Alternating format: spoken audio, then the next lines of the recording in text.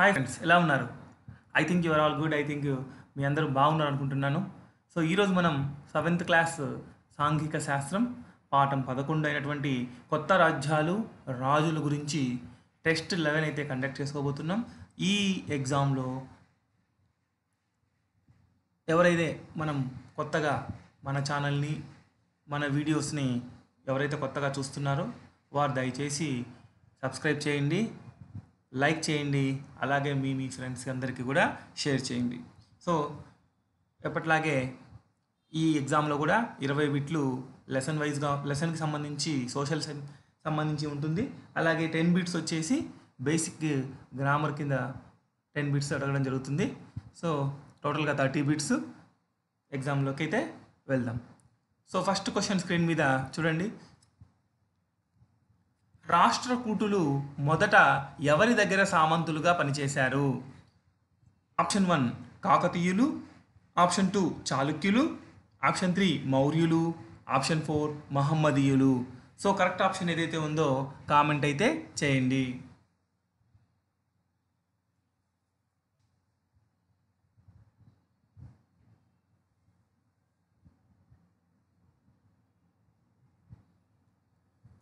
So the answer is చాళుక్యులు. So the answer is చాళుక్యులు. రాష్ట్రకూటులు మొదట చాళుక్యుల దగ్గర సామంతులుగా ఉన్నారు. సో నెక్స్ట్ క్వశ్చన్ స్క్రీన్ మీద సెకండ్ క్వశ్చన్. ప్రశస్తి అనగా? సో ప్రశస్తి అనగా ఆప్షన్ 1 నాణం మీద ముద్రింపబడినది, ఆప్షన్ 2 శాసనాల్లో మొదటగా పేర్కొనబడేది, ఆప్షన్ 3 శాసనాల్లో పేర్కొనబడిన ఇటువంటి ఇతివృత్తం, ఆప్షన్ 4 కవిచే చెప్పబడినది. సో కరెక్ట్ ఆన్సర్ ఏదైతే ఉందో కామెంట్ అయితే చేయండి.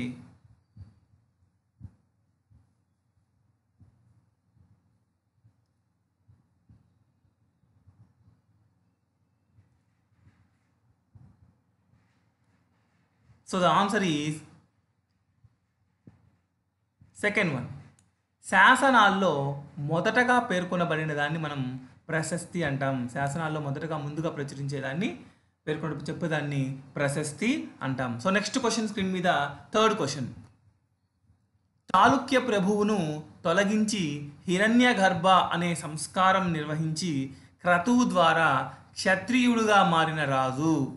ఆప్షన్ 1 కదంబ మయూర శర్మ, ఆప్షన్ 2 హరిశ్చంద్రుడు, ఆప్షన్ 3 దంతిదుర్గుడు, ఆప్షన్ 4 నాగభట్టు. సో ఏదైతే రైట్ ఆన్సర్ ఉందో కామెంట్ అయితే చేయండి.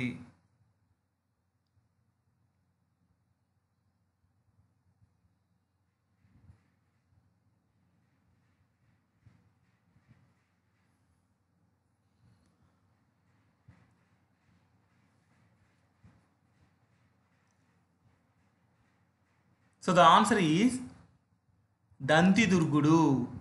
హిరణ్యగర్భ అనేటువంటి సంస్కారాన్ని నిర్వహించి క్రతువు ద్వారా క్షత్రియుడిగా మారినటువంటి చాళుక్య ప్రభువును చాళుక్య ప్రభు ఎవరయ్యా అంటే దంతిదుర్గుడు. సో నెక్స్ట్ క్వశ్చన్ స్క్రీన్ మీద ఫోర్త్ క్వశ్చన్. ఆంధ్ర రాజులు, సైంధవులు, విదర్భ, కళింగ రాజులు తాను యువరాజుగా ఉన్నప్పుడే తమ ముందు మోకరిల్లారు అని చెప్పుకున్నటువంటి ప్రతిహార రాజు? ఆప్షన్ 1 నాగభట్టు, ఆప్షన్ 2 వాగ్భటుడు, ఆప్షన్ 3 గోవిందరాజు, ఆప్షన్ 4 ధ్రువుడు. సో ఎవరైతే రైట్ ఆన్సర్ అన్నారో వారిని ఆ ఆప్షన్ని కామెంట్ అయితే చేయండి.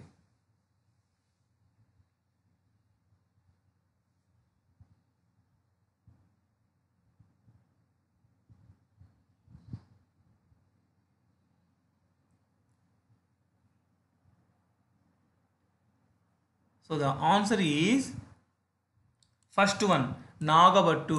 ఆంధ్ర రాజులు, సైంధవులు, విదర్భ, కళింగ రాజులు తాను యువరాజుగా ఉన్నప్పుడే ముందు మోకరిల్లారు అని చెప్పి చెప్పుకున్నాడు అనమాట. సో నెక్స్ట్ క్వశ్చన్ స్క్రీన్ మీద ఫిఫ్త్ క్వశ్చన్. నాగభట్టు విజయాలు సాధించిన రాజ్యాలలో లేనిది? నాగభట్టు విజయాలు సాధించిన రాజ్యాలలో లేనిది? Option 1 Vanga, option 2 Anarta, option 3 Malava, option 4 Awadh. So ఏదైతే రైట్ ఆన్సరో కామెంట్ అయితే చేయండి.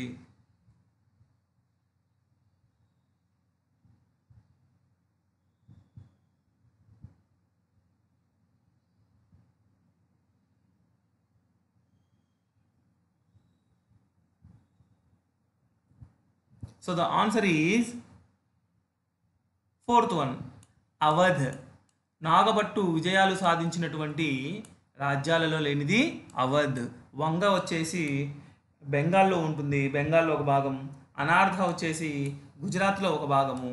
మాలవ వచ్చేసి మధ్యప్రదేశ్లో ఒక భాగము. సో అవధ్ అనేది నాగభట్టు విజయాలు సాధించిన దాంట్లో రాజ్యాల్లో లేనిది. సో నెక్స్ట్ క్వశ్చన్ స్క్రీన్ మీద 6th క్వశ్చన్. తాము బ్రాహ్మణులు అయినప్పటికీ ఆయుధాలు చేతబట్టి కర్ణాటక రాజస్థాన్లలో రాజ్యాలు స్థాపించిన వారు. ఆప్షన్ 1 కదంబ మయూర శర్మ, ఆప్షన్ 2 గుర్జారా ప్రతిహార హరిశ్చంద్రుడు, ఆప్షన్ 3 నాగభట్టు, ఆప్షన్ 4 పైవారందరు. సో కరెక్ట్ ఆన్సర్ ఏదైతే ఉందో కామెంట్ అయితే చేయండి.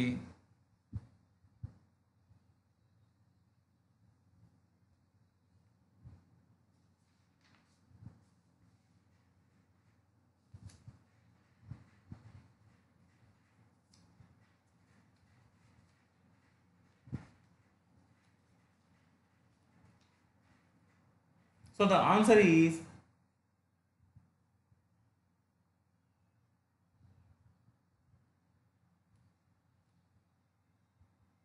first one, Kadamba Mayura Sharma.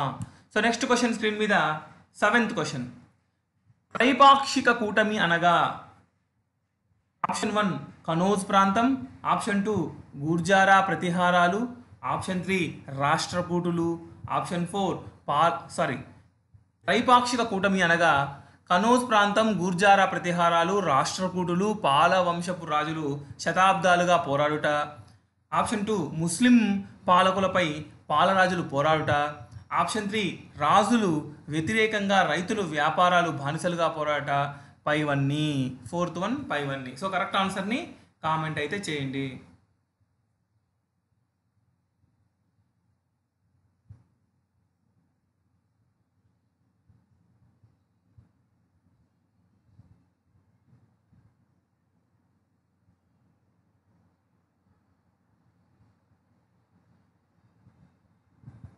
So the answer is first one, Kannauj ప్రాంతం, గూర్జారా ప్రతిహారాలు, రాష్ట్రకూటులు, పాలవంశపు రాజులు శతాబ్దాలుగా పోరాటాన్ని త్రైపాక్షిక కూటమి అంటారు. సో నెక్స్ట్ క్వశ్చన్ స్క్రీన్ మీద 8th క్వశ్చన్. కాశ్మీర్ను పాలించిన రాజుల చరిత్రపై 12వ శతాబ్దంలోనే అతిపెద్ద సంస్కృత పద్యం రాసిన వారు. ఆప్షన్ 1 బిల్హనుడు, ఆప్షన్ 2 కల్హనుడు, ఆప్షన్ 3 కాళిదాసు, ఆప్షన్ 4 భానుడు. సో కరెక్ట్ ఆన్సర్ని కామెంట్ అయితే చేయండి.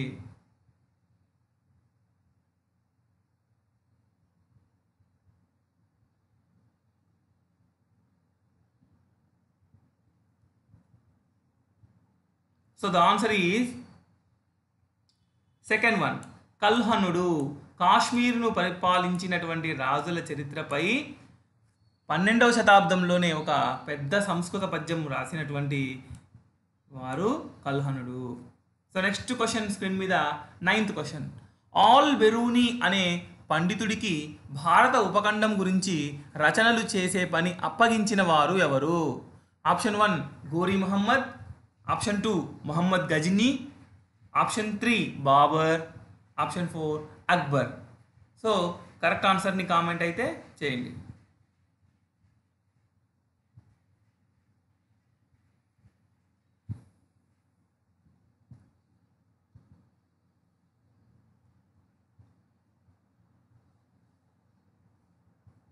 So the answer is second one, Mohammad Ghazni. Al Biruni అనేటువంటి పండితుడికి భారత ఉపఖండం గురించి రచనలు చేయమని అప్పగించినటువంటి వ్యక్తి Mohammad Ghazni. So next question screen మీద 10th క్వశ్చన్. ఈ క్రింది వానిలో మహమ్మద్ గజనీకి సంబంధించిన సరికాని వాక్యము. ఆప్షన్ 1 క్రీస్తు శకం 997 నుంచి 1030 వరకు ఆఫ్ఘనిస్తాన్ని పరిపాలించిన రాజులు. ఆప్షన్ 2 మధ్య ఆసియా భారత ఉపఖండం రాజ్యాన్ని విస్తరించాడు. ఆప్షన్ 3 సంపన్నమైన దేవాలయాల దోచి రాజధాని వైభవంగా చేశాడు. ఆప్షన్ 4 మొహమ్మద్ గజనీ సోమనాథ్ ఆలయంపై దాడి చేయలేకపోయాడు.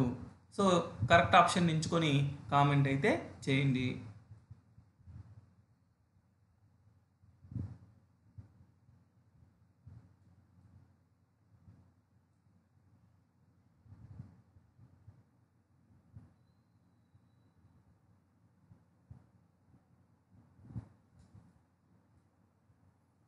So the answer is fourth one.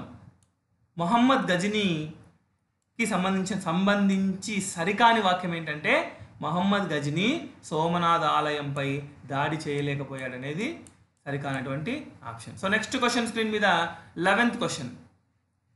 Mohammed Ghazni కోరిక మేరకు ఆల్ బెరూని భారత ఉపఖండం గురించి రాసినటువంటి పుస్తకం పేరు. Option 1 Din i Ilahi, option 2 Kitab al Hind, option 3 Hindu ka Kitab, option 4 పైవన్నీ. సో ఏదైతే కరెక్ట్ ఆన్సర్ ఉందో కామెంట్ అయితే చేయండి.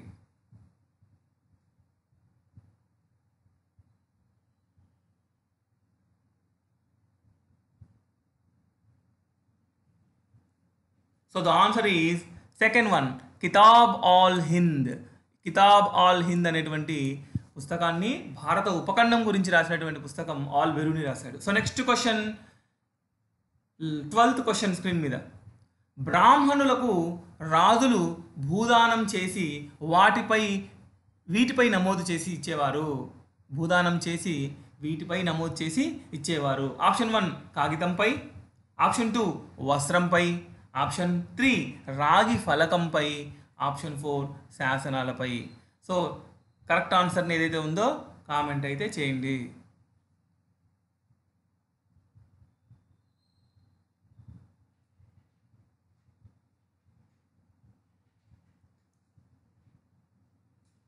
So the answer is third one, రాగి ఫలకం పైన ముద్రించి ఇచ్చేవారు. రాగి ఫలకాల పైన నమోదు చేసి ఇచ్చేవారు. బ్రాహ్మణ రాజులకు భూదానం చేసేవాళ్ళు.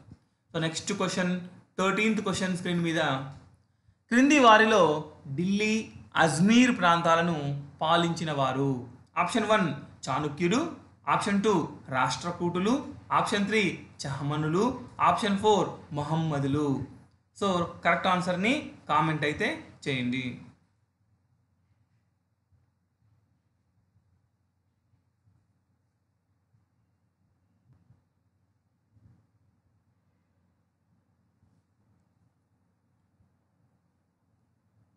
So the answer is third one, చహమనులు.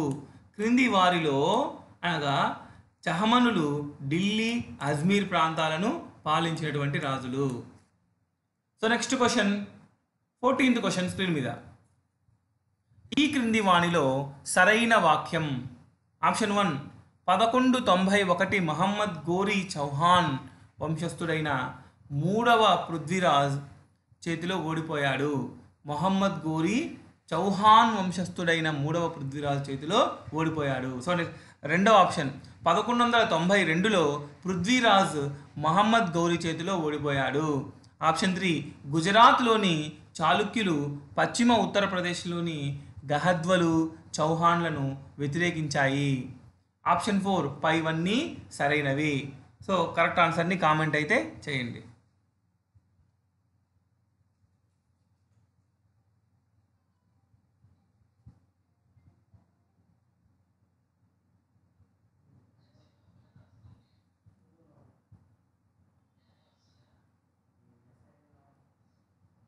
So the answer ఈ ఫోర్త్ వన్, పైవన్నీ సరైనవే. పైవన్నీ సరైన వాక్యాలే. సో నెక్స్ట్ క్వశ్చన్ స్క్రీన్ మీద 15th క్వశ్చన్. కనోజ్ ప్రాంతం ఈ నది లోయలో ఒక ప్రత్యేకమైన ప్రాంతం. ఆప్షన్ 1 గంగా నది లోయ ప్రాంతం, ఆప్షన్ 2 యమునా నది లోయ ప్రాంతం, ఆప్షన్ 3 బ్రహ్మపుత్ర నది లోయ ప్రాంతం, ఆప్షన్ 4 సింధు నది లోయ ప్రాంతం. సో కరెక్ట్ ఆన్సర్ ఏదైతే ఉందో కామెంట్ అయితే చేయండి.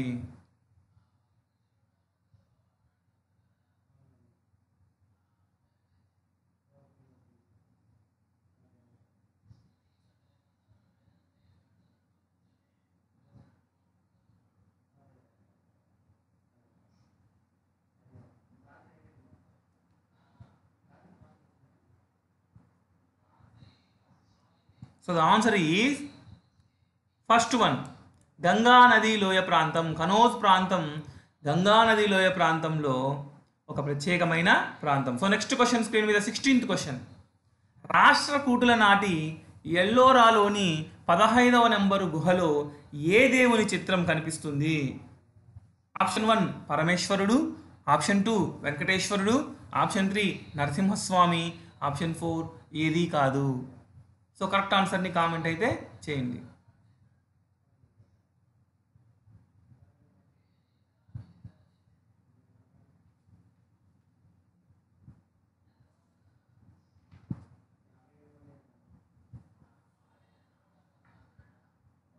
So the answer is third one, Narasimhaswamy. రాష్ట్రకూటులు నాటి ఎల్లోరాలోని 15వ నెంబర్ గుహలో నరసింహస్వామి యొక్క దేవుని చిత్రం కనిపిస్తుంది. సో నెక్స్ట్ క్వశ్చన్ స్క్రీన్ మీద 17th క్వశ్చన్. రాష్ట్రకూట వంశస్థాపకుడు. ఆప్షన్ 1 దంతిదుర్గుడు, ఆప్షన్ 2 గూర్జారా ప్రతిహార రాజు, ఆప్షన్ 3 మహాపద్మనందుడు, ఆప్షన్ 4 చంద్రగుప్తుడు. సో కరెక్ట్ ఆన్సర్ ఏదైతే ఉందో కామెంట్ అయితే చేయండి.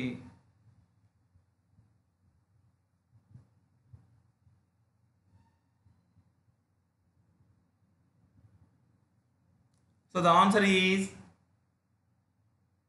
ఫస్ట్ వన్, రాష్ట్రకూట వంశస్థాపకుడు దంతిదుర్గుడు. రాష్ట్రకూట వంశస్థాపకుడు దంతిదుర్గుడు. సో నెక్స్ట్ క్వశ్చన్ స్క్రీన్ మీద 18th క్వశ్చన్. విదర్భ ఏ రాష్ట్రంలో కలదు? Option 1 Karnataka, option 2 Kerala, option 3 Maharashtra, option 4 Madhya Pradesh. So correct answer ఏదైతే ఉందో కామెంట్ అయితే చేయండి.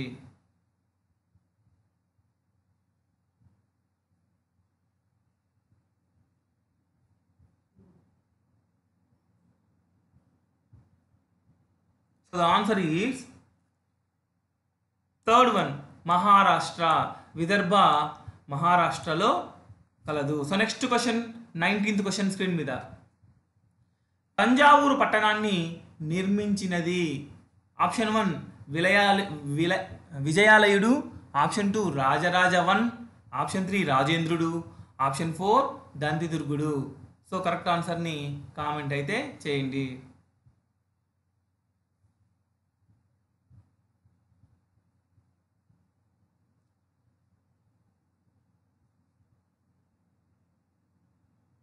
So the answer is first one, Thanjavur పట్టణాన్ని నిర్మించినటువంటి వ్యక్తి విజయాలయుడు. విజయాలయుడు. సో నెక్స్ట్ క్వశ్చన్ స్క్రీన్ మీద 20th క్వశ్చన్. ఈ ఎగ్జామ్కి సోషల్లో లాస్ట్ క్వశ్చన్ ఇది. మహమ్మద్ గోరీని చౌహాన్ వంశస్థుడైన 3వ పృథ్వీరాజ్ ఏ సంవత్సరంలో ఓడించాడు? Option 1 1190, option 2 1191, option 3 1192, option 4 1193. So correct answer ఏదైతే ఉందో కామెంట్ అయితే చేయండి.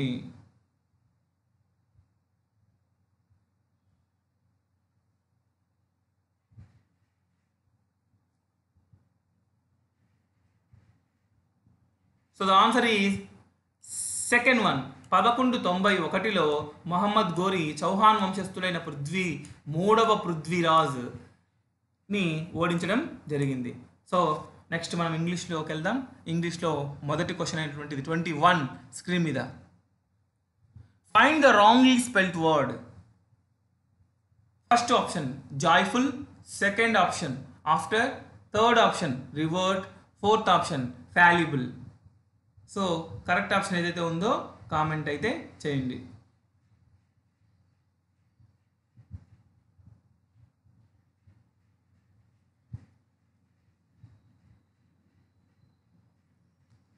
సో చూడండి, ఫైండ్ ద రాంగ్లీ స్పెల్డ్, తప్పుగా ఉన్నటువంటి వర్డ్ని మనం ఐడెంటిఫై చేయాలి. సో జాయ్ఫుల్ రైట్ ఆన్సరే, కరెక్ట్గా ఉంది. జాయ్ఫుల్ అంటే సంతోషంగా ఉండడం. సో నెక్స్ట్ ఆఫ్టర్ అంటే కరెక్టే ఉంది, తిరిగి అనేటువంటి, తిరిగి మరలా అనేటువంటి మీనింగ్ వస్తుంది. రివర్ట్, రివర్ట్ అనేది కూడా కరెక్ట్గా ఉంది. సో ఇది కూడా, ఇది తరువాత, ఇది తిరిగి అనేటువంటి మీనింగ్ వస్తుంది. సో ఫోర్త్ వన్ ఫ్యాల్యుబుల్ అంటే తప్పు. సో ఫ్యాల్యుబుల్ అనే మీనింగ్ తప్పు అనే వస్తుంది. బట్ ఆన్సర్ కూడా రాంగ్లీ స్పెల్ట్ వర్డ్ కూడా ఇదే ఫాలిబుల్. డబల్ ఎల్ ఉండాలి, డబల్ ఎల్ ఐ ఉండాలి fallible. So the answer is fourth one. So next question screen మీద 22nd question. Arun is the dash of the two person. Arun is dash of the two person. So the first option strong, second option stronger, third option strongest, fourth option both 2 and 3. So correct answer ఏదైతే ఉందో comment అయితే చేయండి.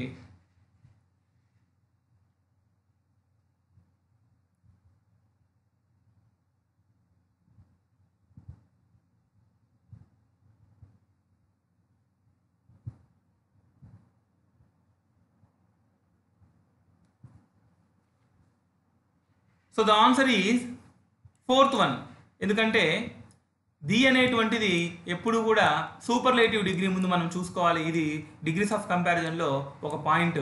Superlative ముందు D ఉండాలి ఎప్పుడు కూడా. So ఇక్కడ ఇద్దరి మధ్య పోలిక చెప్తే స్ట్రాంగర్ అనేటువంటి ఆప్షన్ వస్తుంది.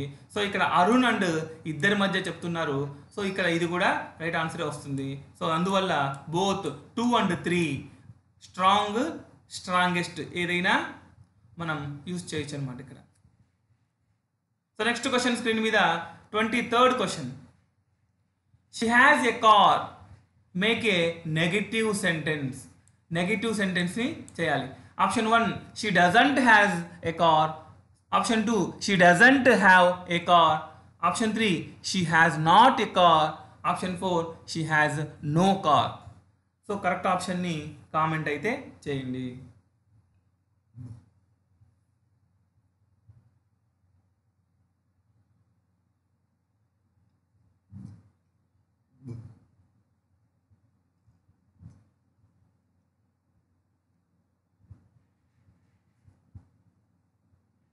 So the answer is fourth one. She has no car. Simple ga she has a car, she has a no car. ఈ డజంట్లు డిడెంట్లు ఏమి కూడా అవసరం లేదు. ఎందుకంటే ఇక్కడ హ్యాజ్ ఉంది. నో అనేది ఆటోమేటిక్గా నెగిటివ్నెస్ని తీసుకొస్తుంది కాబట్టి ఈ హ్యాజ్ నో కార్. నాట్ అనేది పెట్టకూడదు. నాట్ ఏ కార్ అనేది కాదు. నో కార్, కారు లేదు.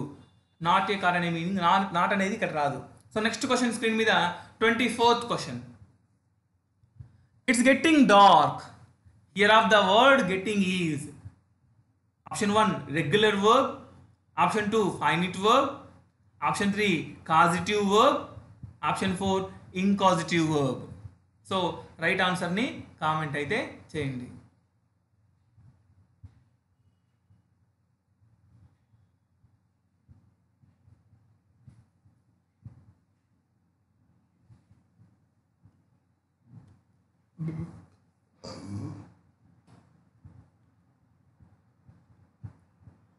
So the answer is causative verb. So ఇక్కడ కాజిటివ్ వర్బ్ అంటే కారణమైనటువంటిది, కారకమైనటువంటిది అని అర్థం వస్తుంది. సో ఇక్కడ ఈ డార్క్ ఈ గెట్టింగ్ అనేది ఈ వర్డ్లో ముఖ్య కారకం అనమాట. సో అందువల్ల దీన్ని కాజిటివ్ వర్బ్ అంటాము. సో ఇన్కాజిటివ్ వర్బ్ అంటే ప్రారంభమైన దశ అని అర్థం వస్తుంది, ప్రారంభ దశ అని. సో ప్రారంభ దశ అనేది ఇది మ్యాచ్ కాదు. So finite verb, regular verb కూడా కాదు. సో కాజిటివ్ వర్బు అంటాం. సో నెక్స్ట్ క్వశ్చన్ స్క్రీన్ మీద 25th question.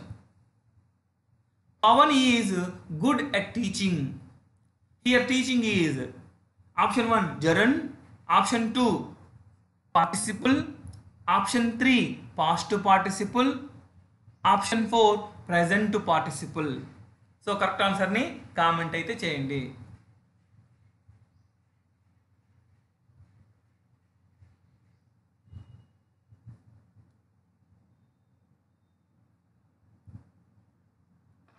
So Pavan is good at teaching. ఇక్కడ టీచింగ్ అనేది ఏంటి? జరండ్ అనేది కాదు. జరండ్ అంటే మొదట ఈ వెర్బ్ను నౌన్గా చేసుకొని ఈ వెర్బ్ ఏదైతే ఉందో నౌన్గా యూజ్ చేసి వాడతాం. సో నెక్స్ట్ పార్టిసిపుల్ అనేది కూడా కాదు. పాస్ట్ పార్టిసిపుల్ అంటే వెర్బ్ మూడవ రూపాన్ని ప్రజెంట్ పాస్ట్ పార్టిసిపుల్ అంటాం. వెర్బ్ యొక్క మూడవ రూపాన్ని V3 రూపాన్ని పాస్ట్ పార్టిసిపుల్ అంటాము. సో వెర్బు ఇంగు ఫామ్ని, వెర్బు ప్లస్ ఇంగు ఫామ్ని మనం ప్రెజెంట్ పార్టిసిపుల్ అంటాము. So fourth one is right answer. So next question screen మీద 26th question. You are to write an exam. Make it this sentence in passive voice. Option 1, you are written by an exam. Option 2, an exam is written by you. Option 3, an exam is to be written by you. Option 4, passive voice is impossible. So correct answer ఏదైతే ఉందో comment అయితే చేయండి.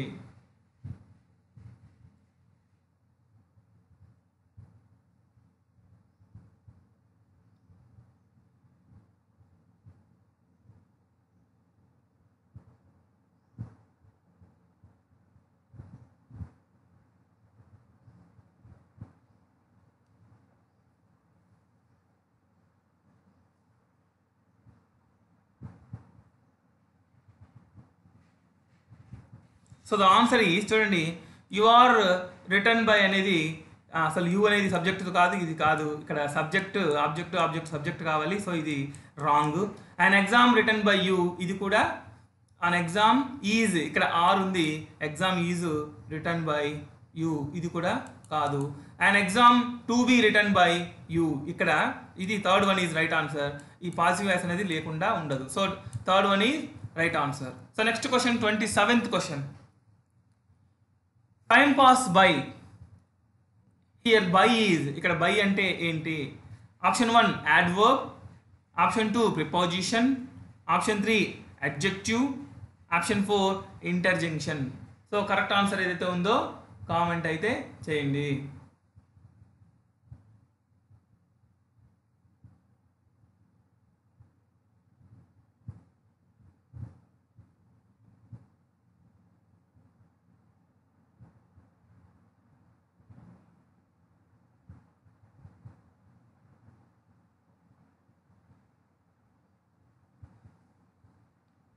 So the answer is adverb. So the answer is adverb. So next question screen మీద 28th question. Synonym of peace. సమానార్థము. Synonym అంటే సమానార్థము. Option 1 strategy, option 2 calm, option 3 mobocracy, option 4 deliciously. So correct ఆన్సర్ని comment అయితే చేయండి.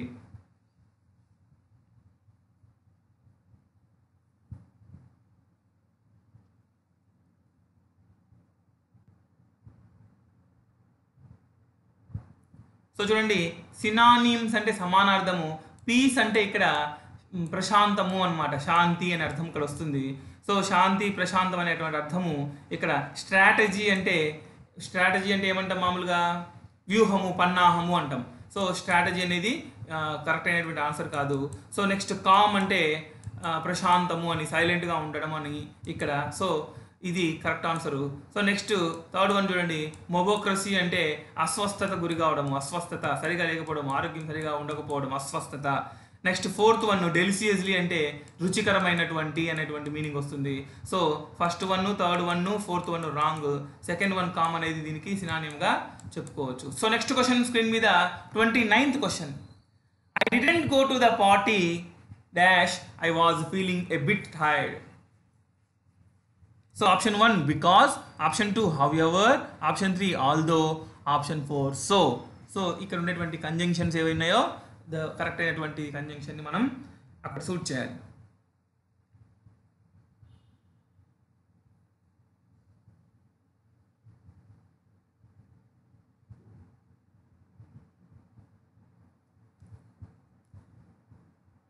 So ఒకసారి చూడండి, I didn't go to the party, నేను ఆ పార్టీకి వెళ్ళలేను. So I was feeling a bit of tired. So ఇక్కడ ఎందుకంటే అనేటువంటి మీనింగ్ వస్తే కరెక్ట్ ఆన్సర్ వస్తుంది. చూడండి, I didn't go to the party, నేను పార్టీకి వెళ్ళలేకున్నాను ఎందుకంటే ఐ వాజ్ ఫీలింగ్, నేను చాలా కొద్దిగా టైర్డ్గా ఉన్నాను అని చెప్పవచ్చు. ఎందుకంటే నేను కొద్దిగా టైర్డ్గా ఉన్నాను అనేటువంటి మీనింగ్ వస్తుంది. ఇక్కడ ఎందుకంటే అనే మీనింగ్ రావాలి. ఇక్కడ బికాజ్ అందుచేత, లేదా ఎందుకంటే అందుచేత అనేటువంటిది అర్థం వస్తుంది. సో బికాజ్ అనేది right answer. So next question, next option how ever, ఏది ఏమైనప్పటికీ, హౌ ఎవర్ ఏమైనప్పటికీ అనేటువంటి మీనింగ్ వస్తుంది. ఆల్దో అయినప్పటికీ, సో కానీ. సో ఈ మూడు కూడా సూట్ అయినటువంటివి కాదు. బికాజ్ అనేది ఇక్కడ కంజంక్షన్గా యూజ్ చేయాల్సినటువంటి అవసరం ఉంది. So next question, last question of this English exam, 30th question screen మీద. You may borrow my car dash you drive carefully. In the dash, option 1 as long as, option 2 so long as, option 3 provided that, option 4 all the above. So correct ఆన్సర్ని సూట్ చేయండి.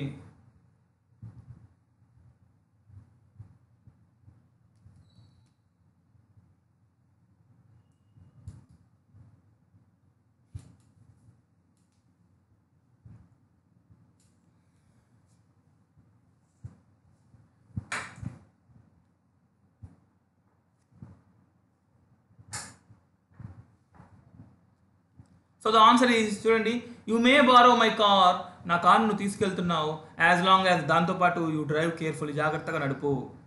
So ఇది కరెక్టే. Next second one, you may borrow my car so long as, ఇది కూడా suit అయినటువంటిది. Provided that, నీకు నేను careful డ్రైవ్ని కూడా ప్రొవైడ్ చేస్తానని చెప్పి. సో 3 కరెక్ట్ కాబట్టి 4th one all the above is right answer. So English ఎగ్జామ్ని మనం కంప్లీట్ చేసుకున్నాం. So social plus English total మీద ఎవరెవరికి ఎన్ని మార్క్స్ వచ్చాయో కామెంట్ అయితే చేయండి. సో లైక్ అయితే దయచేసి ఖచ్చితంగా లైక్ మర్చిపోయిన వాళ్ళు ఉన్నారు, ఇంకా లైక్ చేయండి. Thank you. Have a marvellous day.